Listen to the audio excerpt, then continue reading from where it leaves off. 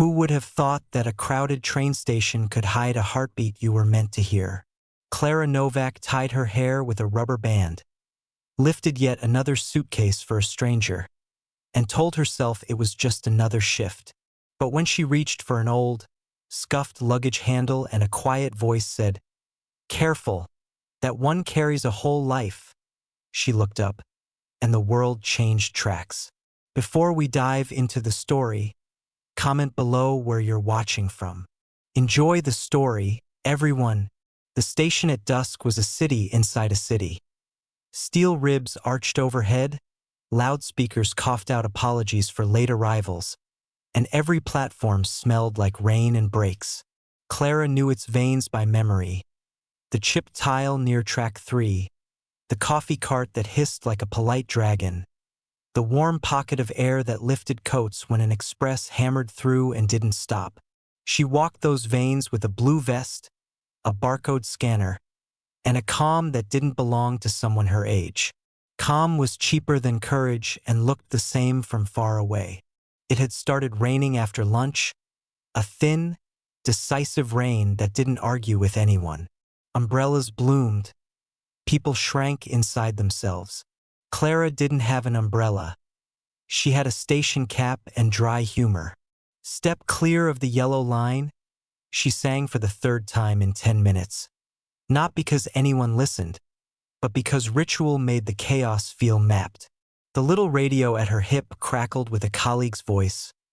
"Clara, we've got a stroller jam at the East Gate." She was already moving, sneakers whispering on wet concrete. At the East Gate, a mother's hands shook over a stuck hinge. Clara crouched, thumbed the quick release, smiled at the baby as if the baby were her supervisor, and backed away through a thank you that came out like relief. She liked problems she could touch. Stuck latches, spilled tea, lost announcements. She did not like the big problems that floated above her like unlit signs. Unpaid bills, a mother's winter cough that held on like a tenant, a brother who needed shoes larger than last month's promises. Those were not station problems, and the station couldn't fix them. Still, it let her pretend for 8, sometimes 12 hours that all problems had mechanisms. She cut across the concourse, past the departures board that blinked like an insomniac. A man stood below it in a brown wool coat the color of old walnuts, holding 2 suitcases that didn't match and a paper ticket with a crease through the time. He wasn't in the way and he wasn't asking for help, which made him somehow the most visible person in the room. Not posture can pretend. It was the quiet around him, as if he had told the air to be careful and the air had obeyed. Clara would not have noticed if he hadn't turned the paper ticket over the way you turn a memory. Slow, with both hands. She felt the small pull of curiosity that could cost you minutes you didn't have. Minutes were currency on her shift, budgeted between platforms and problems.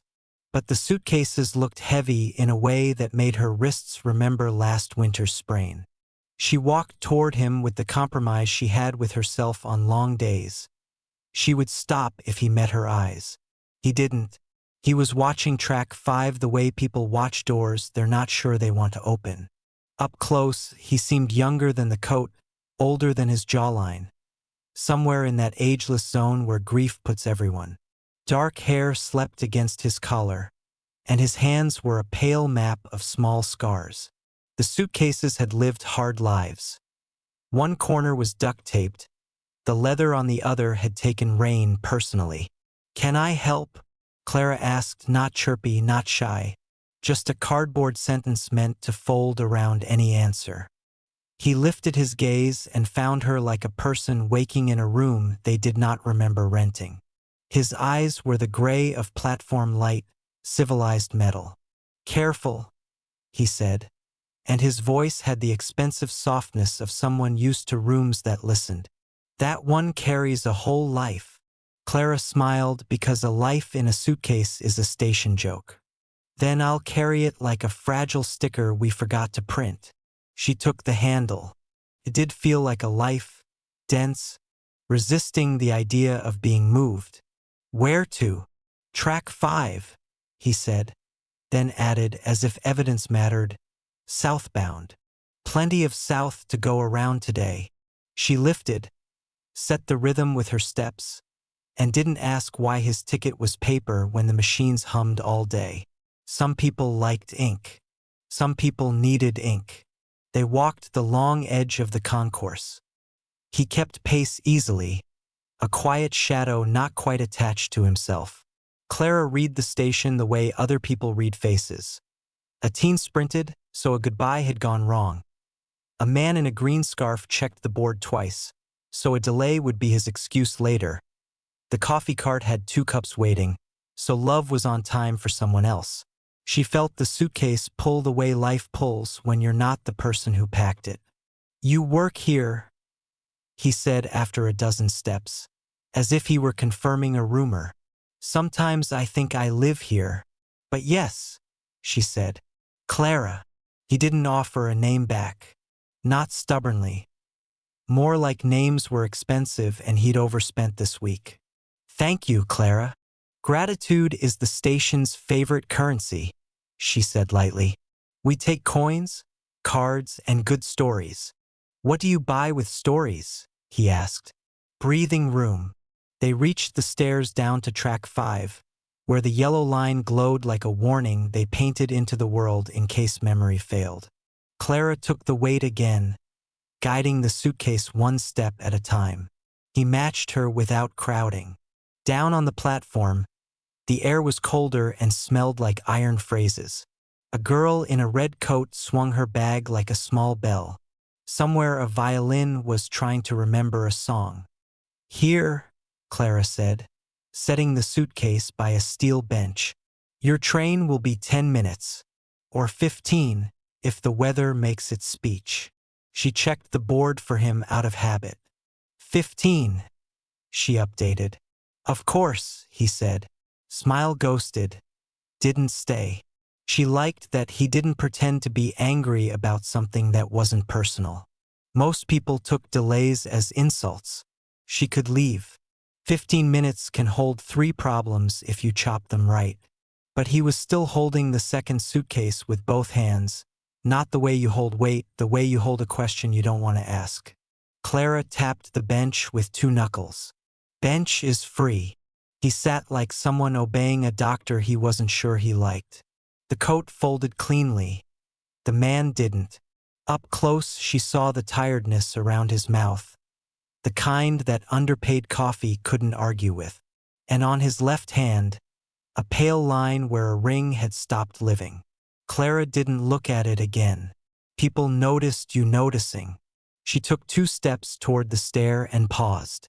"Tea?" she asked. "Or coffee, if you like pretending you're invincible." "Tea," he said quickly, as if the word had been waiting already. "Something with lemon, if this station believes in lemon." "This station believes in miracles when the kettle works," Clara said, and went. The cart vendor grinned when he saw her. She had a way of turning exact change out of nowhere. She brought back a paper cup wearing steam and a lemon slice like a small sunrise. She set it beside him without ceremony. He looked at the cup as if it might speak. "You didn't have to." "Maybe I did," she said, half to herself. "The rain is working overtime." She tucked her hands into her vest to warm the ragged places in her fingers where cardboard boxes remembered her. He lifted the cup. The lemon slur was loud in the quiet. "You're kind," he said. "I'm practical," she answered, because kindness felt like a luxury she borrowed, not owned. "If everyone is less cold, fewer people yell." "I don't yell," he said, almost to the cup. "I didn't think you did." The station breathed around them. A gust of air bullied a wrapper. A child's laugh evaporated into the track bed. Somewhere above, in the concourse, a cleaner sang a chorus into the echo. "What do people usually tell you here?" he asked after a while. Not nosy, curious like a person who had forgotten how to be. "Everything and nothing," Clara said. "They confess to schedules and diets and why they hate the southbound. They apologize to me for things the trains did to them. They pretend the platforms are therapists. Stations make people honest in small ways. And you? His eyes lifted to her, not sharp, not soft, like a question in a library. I tell them where the bathrooms are, she said. He almost laughed. It broke and turned into something warmer. She let the corner of her mouth approve. And sometimes, she added, I tell them the thing nobody tells you when you're late. What thing is that? That you can still arrive. The loudspeaker decided to participate in their philosophy. Attention, Platform 5. Southbound Express arriving in 9 minutes. The voice was all consonants and authority. Somewhere behind them, a suitcase will declared mutiny and skittered. He set the cup down. I'm Adrian, he said, as if he had to reach somewhere to fetch it. The name felt like a coat hung up properly. Hi, Adrian, she said, as if names were stickers they shared only when the glue would hold. She did not say, I heard your voice and thought, this person used to tell rooms what to do. She did not say, you look like someone who lost the map and kept walking. A woman brushed past with a perfume like headlines. Adrian's hand went instinctively to the duct-taped suitcase, then eased. Clara watched the small motion and placed it with other data. You learned to read hands here. Is southbound home?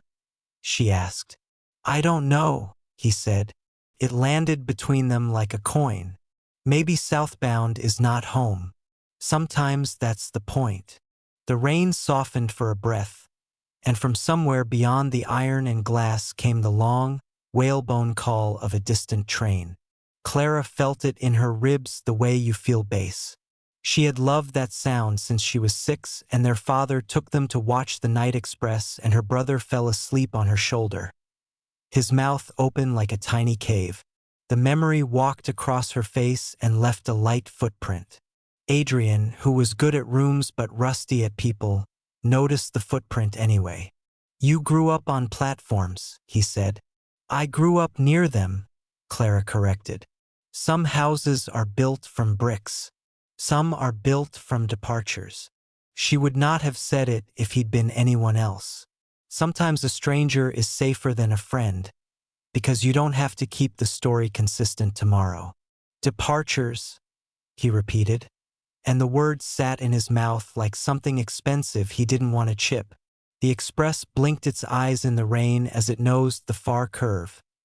2 high arcs of lamps coming closer with the patient authority of machines that outlive us. People began their choreography. Check pockets, end calls, lie to loved ones about signal, gather edges of themselves into shapes that fit doors. Clara stood, her vest catching the platform light like a mild halo. Adrian stood, too, and the cheap bench creaked in relief. Your car will be toward the middle, she said. 3 doors from the cafe car if they haven't swapped the order again. How do you know that? He asked. I like patterns, she said. I like them because they don't leave, she did not add. He reached for the suitcase. She took the heavier handle without asking, and the movement was its own conversation. They walked to the place where people began to form a line that looked like democracy until the doors opened. The train exhaled brakes. The doors sighed. Warm air with coffee and long distance in it came out to meet the day. Adrian turned with the kind of pause that measures gratitude properly. He could have said the easy line, maybe I'll see you again. He didn't. He said, thank you for treating weight like it belongs to both of us. And the sentence fit him the way the coat had not. Clara nodded, because some words deserved a bow more than a reply. Safe travels, Adrian. He stepped inside. The door closed like a decision you mean this time. The train pulled the world an inch, then a yard, then the length of a breath. He moved down the aisle and found a seat by the window. Clara lifted a hand in a small salute she didn't expect him to see. He did. His palm, against the glass, was just a shade paler than the sky. The express took him, and the platform remembered how to be itself without him. Clara stood a moment longer than her schedule liked. The lemon steam had fallen into the rails. Her radio ticked back to life with a neighbor's problem. She turned toward the stairs, toward the stroller and the spilled tea waiting for a person who liked mechanisms, and she told herself a simple, practical truth. He was a traveler. Travelers belong to miles, not to moments. She had work and a roof that leaked and a letter from the utility company that thought uppercase made threats truer. But half an hour later, passing track 5 again, she found a small rectangle wedged under the steel bench's leg. Paper ticket stub. Not the one he had held. Another, older, edges softened by time and thumb. On the back, in uneven ink, someone had written a name and crossed it out, then written it again. A VA. The letters shook like a voice that had tried to be steady and failed. Clara turned the paper over the way you turn a memory. The rain paused, listening. She slipped the stub into her vest pocket without deciding why. Then she went to the east gate where a boy with wet hair asked if lost and found had ever found a father, and she told him the truest thing she had. Sometimes, yes. The night closed over the station like a tired lid, leaving the rain to speak in syllables against every roof it could find. Clara's shift ended an hour late, the way most of her shifts did. She checked the lost and found drawer, stacked the unfinished reports into a neat apology, and tied her jacket tighter before stepping into the drizzle. Her sneakers had absorbed so much water they no longer objected. She walked the familiar street to the narrow house where the window always showed a slice of yellow bulb. Inside, the air carried 2 smells, chamomile and medicine. Her mother sat in the armchair, knitting a scarf that had already outgrown usefulness, because knitting was her way of measuring time. "You're late again," her mother said, not accusing, just narrating. Clara kissed the thinning hair at her mother's temple, then slipped into the kitchen where her younger brother Leo sprawled with textbooks he wasn't reading. His shoes waited by the door. Toe seemed screaming for retirement. "Homework?" Clara asked. "Math," Leo said. "But the numbers look like ants today." He pushed the book aside, embarrassed. He was 14, shoulders shooting ahead of his shirts, and carried the permanent hunger of boys who outgrew meals faster than cupboards. Clara sliced the last bread, spread a thin layer of jam, and set it in front of him. He tried not to wolf it. She pretended not to notice. When the house finally settled into coughs and silence, Clara climbed into her corner bed, listening to the rain sharpen and dull against the tin roof. She took out the ticket stub she had found under the bench. Eva. The name stared at her like a half-remembered melody. She wondered if it was his daughter, or his wife, or maybe only a passenger from another story who had dropped a fragment of themselves. She placed it under the lamp and fell asleep to the sound of trains she wasn't on.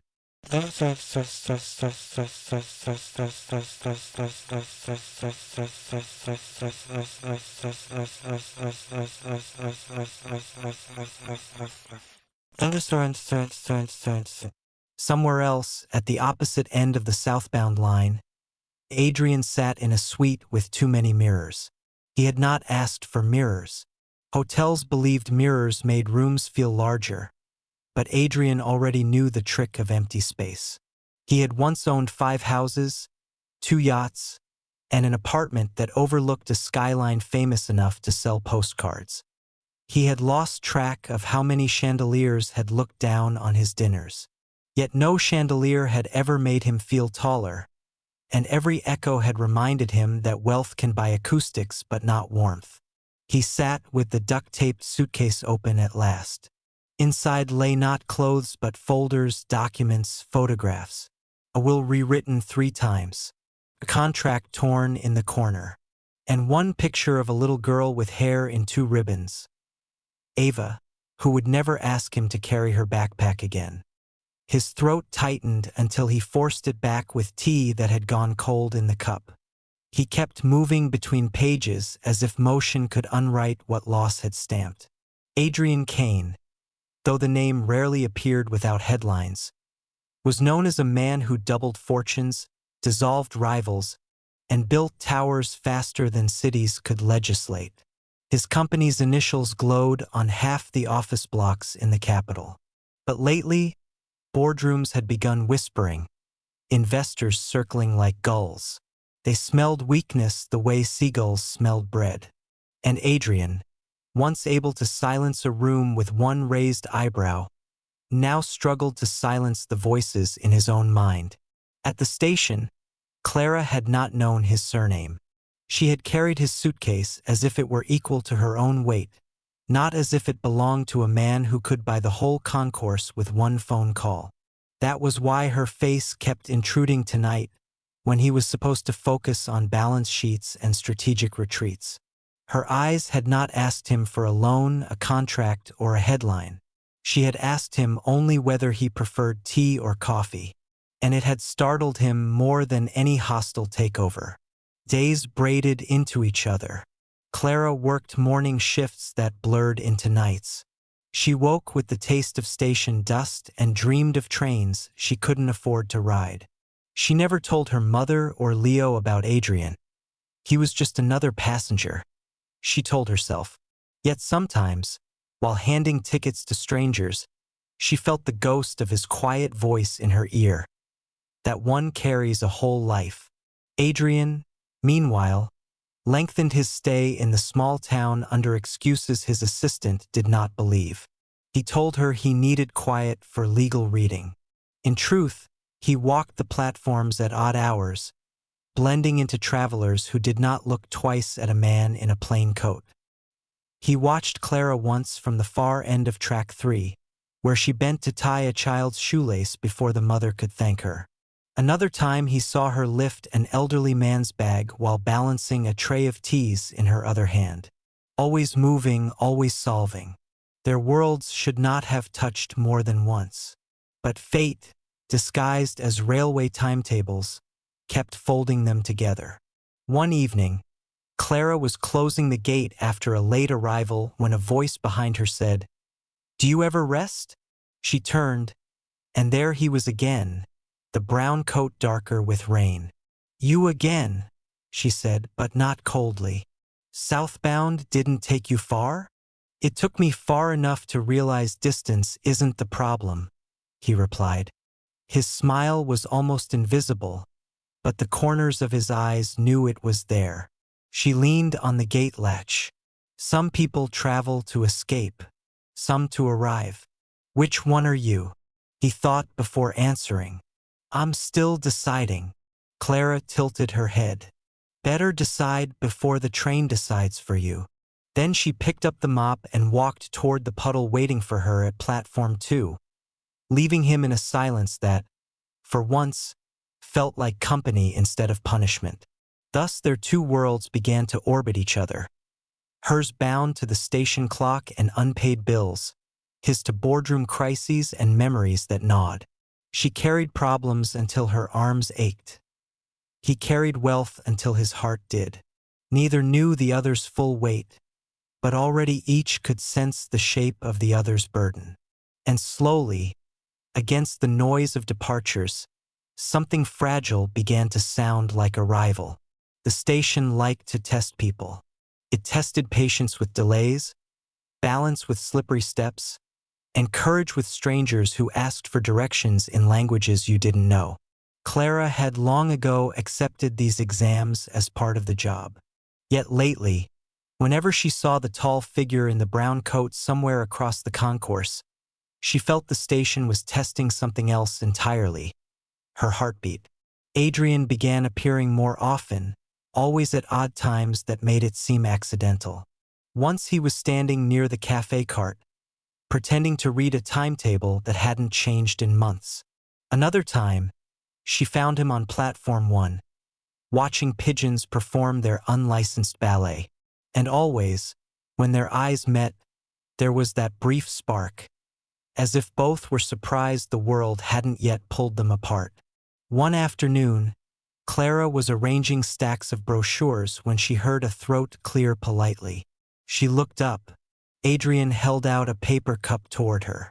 Steam curled like a question mark.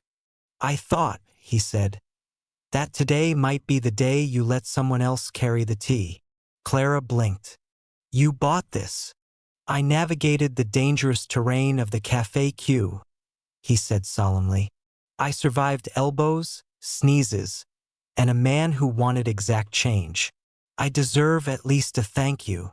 She took the cup, hiding a smile. "Thank you. If it's poisoned, you'll be the first suspect." "Poison is expensive," he replied. "I'm too practical for that." She nearly choked on her laughter. Practical. The word fit her, not him. Yet he wore it without irony. Like the coat. They sat on a bench while trains shrieked their iron songs. For a while they talked about harmless things. How the pigeons always knew which passengers carried crumbs. How the loudspeaker mispronounced foreign cities. But gradually the conversation slipped into deeper waters. Clara admitted she once dreamed of becoming a teacher. "I like watching people figure things out, the way their faces light when something suddenly makes sense. But I had to leave school early. Family comes first." Adrian listened, chin resting on his hand. "You'd be a good teacher. You already are. You taught me that stations run on more than timetables." She gave him a look. "And what exactly do they run on?" "People like you," he said simply. The words landed so quietly that she almost missed them. But her cheeks warmed, and for the first time in weeks, she forgot how tired she was. Another evening, near closing, a storm pinned its fists against the glass roof. Passengers groaned at delays. Umbrellas dripped like sullen chandeliers. Clara rushed to help a lost child who had wandered from his mother. By the time she reunited them, her vest was soaked and her arms trembled. Adrian appeared at her side, umbrella in hand. "You'll drown before the night ends," he said, holding it above her without asking. "It's part of the uniform," she joked, though her teeth chattered. They walked side by side through the rain-slicked platform. She noticed how naturally he matched her stride, how he never tried to shield himself more than her. The umbrella tilted always in her favor. For someone who carried himself like a secret, he was strangely attentive. At the staff exit, she hesitated. "This is where you pretend you didn't follow me." He looked at her, rain dripping from his hair. "I didn't follow. I arrived." The sentence startled her enough to silence. She turned, heart beating too quickly, and slipped inside the doorway. But long after she changed into dry clothes, the echo of those words hummed in her chest. Days became a rhythm. Clara would scan tickets, call out announcements, mop puddles, and then, unexpectedly, find Adrian waiting nearby, as if he belonged to the station as much as she did. Sometimes he carried a book, pretending to read while actually watching people. Sometimes he simply leaned on a column, eyes far away. Yet whenever she came close, the distance in his gaze shortened. They began to share fragments of their lives. She told him about her brother Leo's obsession with football, about her mother's stubborn knitting, about how sometimes she wanted to board a train without caring about the destination. He told her, vaguely, that he used to travel constantly for work, but now he traveled to remember how to breathe. "Did work forget to let you breathe?" she asked once. "Work taught me to breathe only if it was profitable," he answered. She frowned. "That doesn't sound like living." "It wasn't," he admitted. There was something raw in his honesty that drew her in. She wanted to ask more, but she sensed the edges of wounds that weren't ready for touch. So instead she handed him a timetable and teased, "Maybe you need a new job. Conductor, perhaps. At least then you'd control the trains instead of the other way around." He chuckled, the sound deep and rare. Would you apply as my assistant? Only if you pay in tea, she shot back. Done, he said, and for a moment the storm inside him seemed lighter. One night, Clara finished late again. She walked home with groceries that barely filled half a bag. At the corner where the street lamp flickered, she found Adrian leaning against the post, as though he had been waiting. You shouldn't walk alone this late, he said. Are you my guardian now? Maybe I'd like to be, he said quietly. The words made her stumble. She glanced at him, trying to gauge whether it was a joke, but his face was serious, lined by shadows and rain. For a heartbeat, the noisy world shrank to just the two of them and the promise hiding in his tone. Clara looked away, unwilling to let hope bloom where it couldn't survive. Good night, Adrian. She walked off quickly, clutching the grocery bag to her chest. But inside, something had already shifted. Neither of them named it yet. But with each tea shared, each umbrella tilted, each conversation that dared to step closer to truth, a fragile bridge was building between two lives that should never have crossed. A bridge no timetable could schedule, no fortune could buy, and no storm could wash away. The station could be cruel in small ways. Clara had learned to absorb them like raindrops. The rude passenger who barked because his train was 3 minutes late, the colleague who shrugged work onto her shoulders, the ache in her back that begged for a chair she didn't have time to find. But sometimes cruelty sharpened, aimed directly at her, and on those days she wished the ground would swallow her shoes whole. It happened on a Thursday evening when the crowd was thick and restless. Clara was hauling a trolley stacked with bottled water toward platform 6. Her arms already trembled from the weight, but she pressed on, focused on the rhythm of steps and breath. Then a familiar voice cut across the noise. Clara, careful. She looked up to see Adrian moving toward her, concern etched across his brow.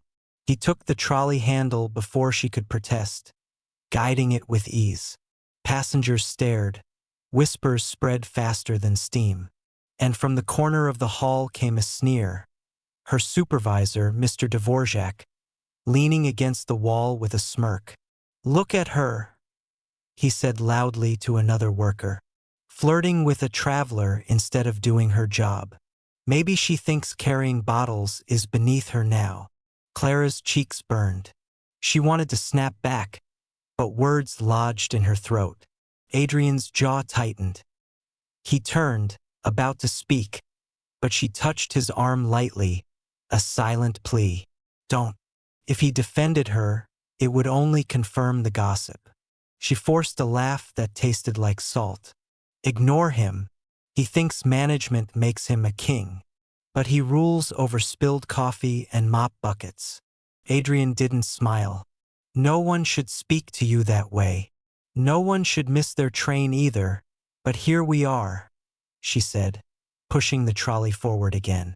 Inside, though, the insult clung to her ribs like dust.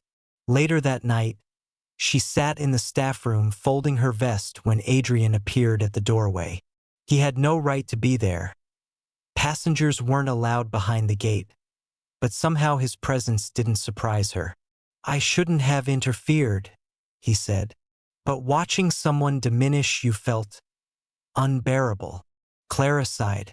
I'm used to it. People think if you clean floors or carry bags, you're worth less than the ones who sit in offices. But every train still needs tracks. Someone has to lay them. He studied her face, as if committing it to memory. You deserve more than this place gives you. She shrugged. Maybe, but my family needs me here. My mother's medicine, Leo's school supplies. Dreams don't pay bills. The honesty left her vulnerable, and she hated that he saw it. But instead of pity, his gaze carried respect, something she rarely met outside her own reflection. The following week, a different test arrived.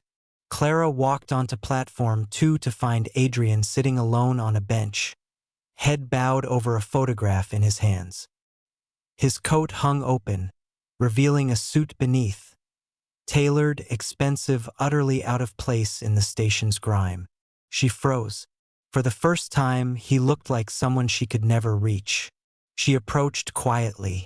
On the photograph, she glimpsed a child's face, bright with ribbons in her hair. Eva. The same name inked on the ticket stub she kept hidden under her pillow. Adrian's thumb traced the edge of the picture as if afraid it might vanish. When he noticed Clara, he straightened, hastily sliding the photo into his coat. His expression shuddered, but not before she caught the ache in his eyes. "You don't have to hide sorrow," she said softly. "It weighs less when someone helps carry it." For a long moment he didn't reply. Then he murmured, "Some weights aren't meant for anyone else. They break what they touch."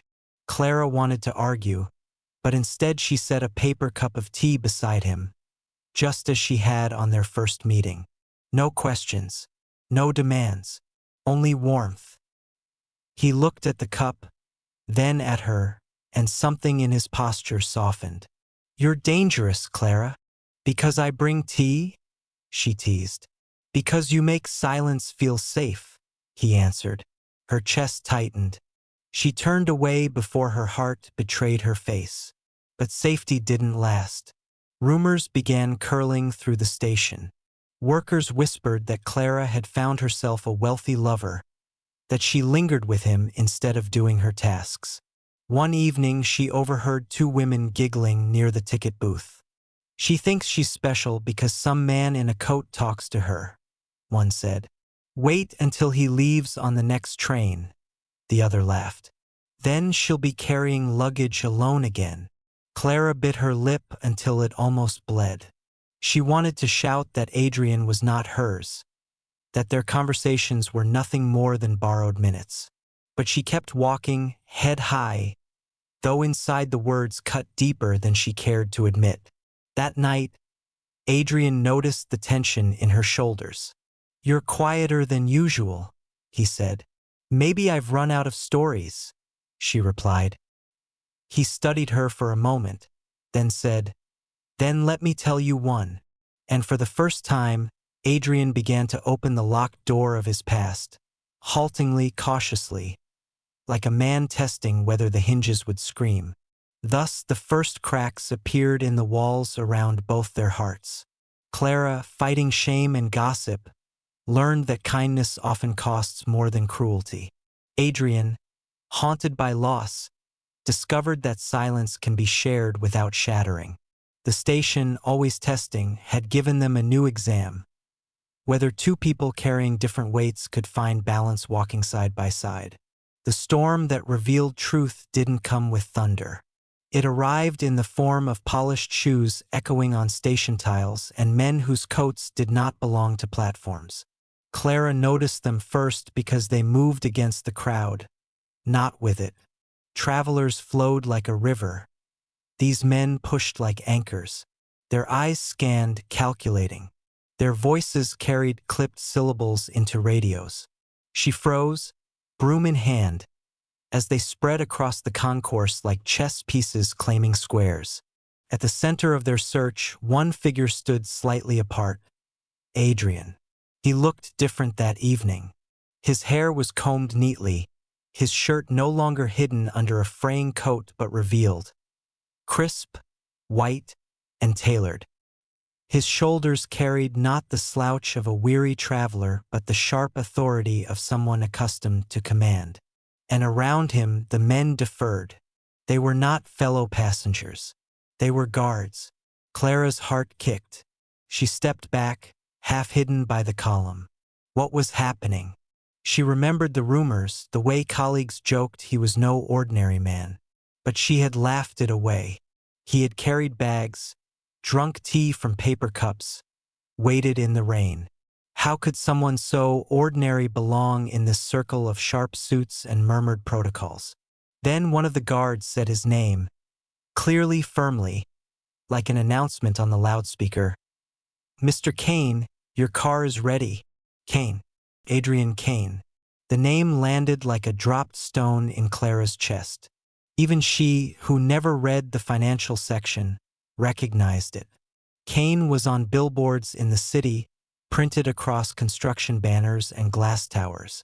Kane Industries, hotels, tech, transport, a billionaire whose empire stretched wider than she could imagine. She remembered the headlines. Photos of a stern man stepping out of limousines, rumors of a daughter lost, business wars fought in boardrooms. She had never connected that distant figure with the quiet stranger who sat on station benches sipping tea. Until now, her broom clattered to the ground. Adrian's head turned at the sound. For a heartbeat, his gaze collided with hers across the concourse. The recognition in his eyes was not surprise, it was resignation. As though he had always known this moment would come. Clara spun away, throat tight. She heard his voice behind her. "Clara, wait!" But her legs were already moving, weaving through passengers, pounding toward the staff corridor. She pushed open the heavy door, heart racing. She needed air, distance, anything to dissolve the image of guards bowing to the man who had pretended to be just another traveler. She burst into the side alley where trains whispered beyond the fence. Rain clung to her lashes, mixing with hot tears. Footsteps followed, his, unmistakable. "Clara, please," Adrian called, breathless. Not Mr. Kane now, just Adrian. She whirled on him, anger sparking through the shock. "Who are you? Or should I say, what are you? All this time you let me think you were just a man with heavy bags and sad eyes. But you're him, Adrian Kane. A name people curse when rents rise. A man with more money than our whole town could count. Why didn't you tell me?" His face was damp, whether from rain or remorse she couldn't tell. "Because when you looked at me, you didn't see headlines. You didn't see wealth. You saw a man carrying weight. For the first time in years, I wasn't Kane Industries. I was just Adrian." She shook her head. "Do you know how humiliating this feels? While I broke my back carrying luggage, you let me. While people whispered, you stayed silent. Did you think it was some kind of game? To pretend to be poor? To play at being ordinary?" "No," he said fiercely. "It was the only way I could breathe. The only way I could sit beside someone who didn't calculate what they could take from me. Clara, I never lied with words, I just didn't say the whole truth. Because I was afraid the moment you knew, you'd stop talking to me like a human being." Her laugh was sharp and bitter. "Well, congratulations. You were right." The silence stretched, filled only by the hiss of rain. Adrian's shoulders sagged. "I wanted to tell you," he whispered, "but every time I tried, I remembered how it felt when you handed me tea without asking for anything in return. I didn't want to lose that." Clara wrapped her arms around herself, trembling. "You already lost it." She turned, walking fast down the alley, leaving him standing alone beneath the street lamp. His figure blurred in the rain, no longer the weary traveler she had once pitied, but not quite the billionaire from glossy magazines either. Something in between, something she could no longer bear to look at. That night, Clara lay awake in her narrow bed, the ticket stub with Ava's name pressed between her palms. She thought of his quiet laugh, his careful questions, the way he tilted the umbrella toward her. Were those moments lies too, or were they the only truth he knew how to give? The uncertainty gnawed until dawn. Adrian, miles away in a penthouse his company maintained, stared out at a skyline of glass and steel. The city bowed to him, yet he had never felt so powerless. Clara's words replayed in his mind, each one cutting deeper than the ridicule of investors or the betrayal of partners. He had weathered scandals, lawsuits, even grief carved by death. But he had never weathered losing someone who mattered because of who he was, not what he lacked. For the first time, Adrian Kane, man of fortunes, owner of towers, felt genuinely poor. The station moved on without them. Trains screeched, Passengers argued with delays. Pigeons strutted for crumbs. But for Clara, the familiar rhythm had soured. Each whistle, each timetable update now carried the echo of a name she couldn't erase. Kane. She worked longer hours, determined to drown memory in motion. Mop strokes grew harsher, her smile more mechanical. When colleagues whispered gossip about the rich stranger, she forced herself not to flinch. At home, Leo noticed her silence during dinner, and their mother asked why her eyes seemed rimmed with sleeplessness. Clara brushed it off with excuses. Too much overtime, too many passengers. The truth was heavier. At night she lay awake listening to the roof drip, fingers tracing the stub of a ticket hidden under her pillow. Eva. The name beat against her ribs. She wanted to hate Adrian. For deception. For living a life so distant from hers. Yet hate never came clean. Instead there was confusion, bruised trust, and a longing she couldn't explain away. Adrian, meanwhile, returned to boardrooms that once obeyed him. But the echo of Clara's voice followed into every meeting. Investors presented charts, lawyers whispered strategy, yet he heard only, "You already lost it." He sat at the head of polished tables, pen in hand, contracts spread like armor. His signature could move millions, but it could not move her heart. When he looked in mirrors, he saw not the formidable Kane Industries but the man on the station bench, hands trembling over a photograph of Ava, comforted only by a girl who brought him tea. His assistant noticed his distraction. "Mr. Kane, should I reschedule the Shanghai call?"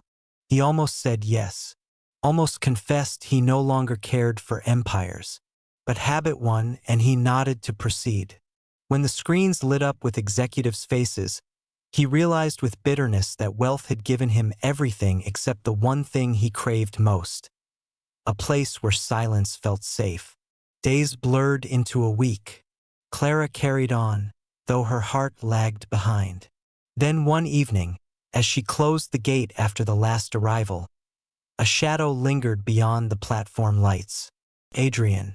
He wore no tailored suit tonight, only the brown coat again, as if clinging to the version of himself she had once accepted.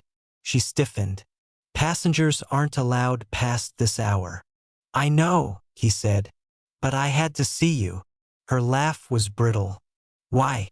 "To explain how poor girls make good distractions for bored millionaires." Pain flickered in his eyes. "Clara, no. You think I was playing a game. I wasn't. Every moment with you was the only time I felt human." She shook her head. "Don't romanticize lies. You hid the truth because you knew it would change everything. And you were right. It has." He stepped closer, rain dripping from his hair. "I wanted to tell you. Every day I stood there, ready. But then you'd smile or tease me about tea, and I thought, what if she stops looking at me this way once she knows? What if I lose the only person who sees Adrian, not Kane?" Her throat tightened, but she forced steel into her words. "You lost me the moment you chose fear over honesty." The silence between them was jagged. Adrian's hands clenched. "I've built towers that scrape the sky, but none of them matter. I trade it all for one more chance to sit with you on that bench." Tears burned in Clara's eyes, but she blinked them back. "Then you've already wasted your fortune." She turned away, leaving him beneath the lamps, his silhouette a broken pillar against the night. After that, she avoided the platforms where he might appear. She buried herself in tasks, guiding tourists, lifting strollers, soothing lost children. Yet sometimes, against her will, she caught herself scanning the crowd for a familiar coat. And when she didn't see it, an ache pressed deeper. Adrian withdrew too, though not completely. More than once she noticed flowers left on the staff bench, or a thermos of tea waiting at her locker. No note, no name. But she knew. She left them untouched, afraid kindness might weaken her resolve. At home, Leo caught her once staring at the untouched thermos. "Who keeps leaving those?" he asked. "Someone who doesn't understand no," she muttered. Leo shrugged. "Or someone who really means yes." His teenage bluntness struck harder than intended. Clara snapped at him, then immediately regretted it when he retreated hurt. That night she cried quietly, wishing life were as simple as timetables. Delayed, rerouted, but always clear. Meanwhile, Adrian sat in his penthouse staring at Ava's photograph. "What would you have said?" he whispered to the silence. "Would you have told me to walk away? Or to fight for her?" The city outside roared with traffic, neon lights blinking wealth he no longer respected. He thought of Clara's hands, raw from work yet steady enough to lift burdens not her own. He thought of her laugh when he called stations therapists, of her eyes when she told him departures could still mean arrivals. For the first time, Adrian realized empire meant nothing without someone waiting at the platform. And Clara, no matter how furious, was the only person whose waiting mattered. Thus they lived apart yet bound, each wrestling with wounds the other had carved. Clara told herself she could survive without him, just as she had survived poverty, gossip, and exhaustion. Adrian told himself he would give her space, yet every cell in him screamed to return. The conflict wasn't just between them, it was within them. The battle between pride and need, fear and hope, truth and silence. And though both pretended the tracks had split, destiny was already laying new rails that would force them together again. The first snow of the season fell like a secret, soft and unannounced. It powdered the station roof, softened the rust on rails, and turned the night air into a hush. Clara wrapped her scarf tighter as she swept the platform. Her breath rose in pale ghosts, vanishing into the dim lights. It was another long shift, another ordinary evening, or so she told herself. But her heart knew the calendar. Exactly 1 month since Adrian Kane had stepped into her world and shattered it. She had learned to move as if nothing had changed. Tickets scanned, announcements repeated, smiles offered on cue. Yet every echo of boots on tile reminded her of him. Every brown coat in the crowd turned her chest into a drum. She hated it, yet she carried it because what else could she do? That night, the southbound express screeched in late. Passengers flooded, impatient and weary. Clara helped a mother juggle bags, guided an old man with a cane. When the last wave cleared, the platform fell quiet again. She bent to collect a forgotten glove from the bench. And then, Clara, her body stilled. She knew the voice before the sound even finished. Slowly, she turned. Adrian stood near the yellow line, snow melting on his shoulders. Not in a suit, not surrounded by guards. Just the brown coat again, worn at the elbows, his hair damp and unruly. In his hand, a single suitcase, no entourage, no empire. Only him. Her throat tightened. "You shouldn't be here." "I should," he said. "I came back because this is the only place I've been honest. And the only place I want to stay." She shook her head, anger and longing colliding. Why? To pretend again? To play another role? "No pretending," he said firmly. He set the suitcase down, opened the flap and pulled out a ticket. He placed it on the bench between them. "Southbound. One way. But I didn't buy it to leave. I bought it to remind myself I had a choice. And I chose this. To be here with you." Her eyes burned. "Adrian." He stepped closer, words tumbling raw. "I can't change that I'm Kane or the towers or the money. But I can choose what kind of man I am. And with you, Clara, I remembered how to be human. You saw me when I was invisible to the world. Please, don't let that be the end of our story." She turned away, trembling. Memories rushed. His quiet gratitude, the umbrella tilted toward her. The way he whispered thank you for treating weight like it belonged to both of us. Were those lies? Or the truest pieces of him, hidden beneath the name? Before she could answer, a small voice called behind her. Clara! Leo darted onto the platform, cheeks red from the cold, scarf trailing. He carried something clutched in his mitten, the old ticket stub she kept under her pillow. You dropped this, he said, panting. Then he looked at Adrian curiously. Are you the man who leaves tea at our door? Clara's heart lurched. Leo. Adrian's gaze softened. He knelt so his eyes met the boy's. Yes, he admitted. I thought your sister deserved kindness, even if she didn't want to see me.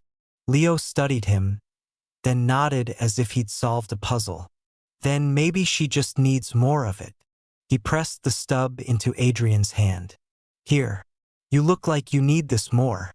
Adrian's fingers closed around the fragile paper, his eyes shining. On it, the name Ava trembled like a memory.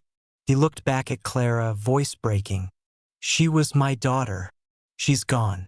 And you're the first person since her to make silence bearable. The confession shattered Clara's defenses. She felt tears spill hot against the cold night. Slowly, she stepped forward until she stood in front of him. You should have told me, she whispered.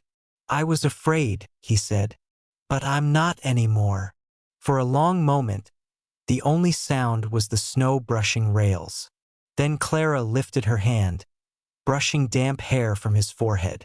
His breath caught, and just like that, the weight between them eased. Leo grinned, bouncing on his toes. Does this mean he's our friend now? Clara laughed through tears. Yes, Leo. He's our friend.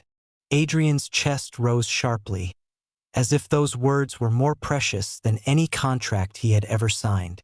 He reached for her hand, hesitant, reverent. She let him, their fingers interlaced, warmth against the winter night. The southbound express roared past without stopping, its lights blazing. Clara and Adrian stood firm, not passengers anymore, but people who had finally arrived. And in that quiet, snowy station, the poor girl and the millionaire were no longer divided by worlds. They were simply two souls, holding on to each other, ready to build something no train could take away.